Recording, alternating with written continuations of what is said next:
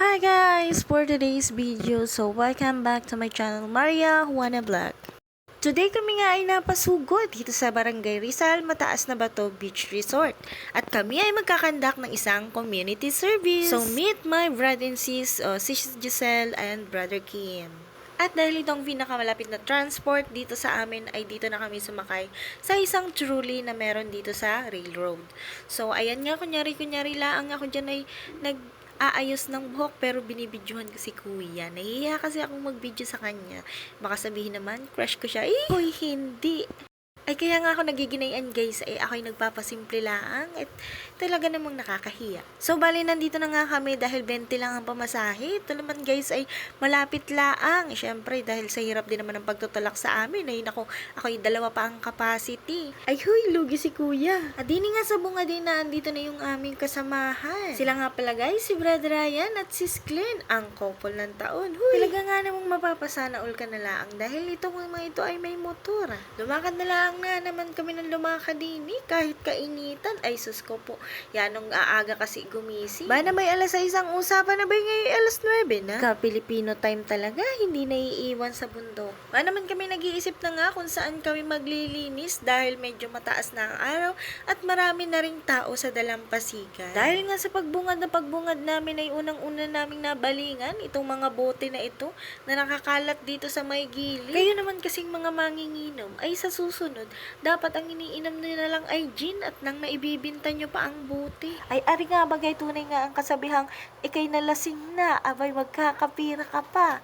San ka pa? Ay hala, ako'y wala nang masabi din sa mga pinagagagawa namin. Ari. So ayan, dahil mga tulong-tulong kami sa pagkakalaykay ng mga tuyong dahon.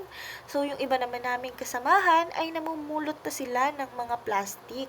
So ang gagawin namin guys ay ipunin namin itong mga dahon na ito para masigaan mamayang gabi dahil hindi pwedeng magsiga ngayong araw.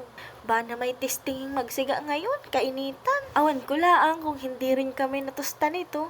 Ako naman po guys, dyan ay naglilinis din naman. Ay paminsan-minsan na may sinahawakan ko ang cellphone at nang may documentation man laang.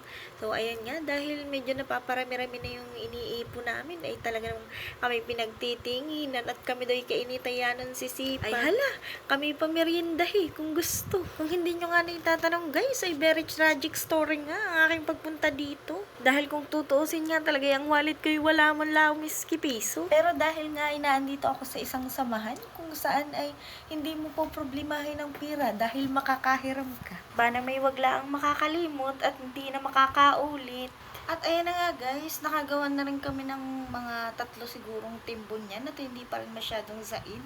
Pero okay na rin dahil kulang naman kami sa material. Ultimo baga naman itong daspan ay naging pangalaykay na eh. Meron na nga din dito guys na Malaburakay spot dahil meron na ng surfboard na yung mga ganyan. At nga guys na magpicturan ay talaga namang mukhang hindi kami ready dito. Kaya nag-chill muna kami ng kaunti dahil sayang ang entrance namin kung hindi susulitin. So, medyo nakakatulog na nga ring mga eri dahil matapos nang kumain. After a little bit chillin nga guys, ay kami ay pauwi na. So, dito na nagtatapos ang aking vlog. Thank you for watching guys and don't forget to subscribe and like and share.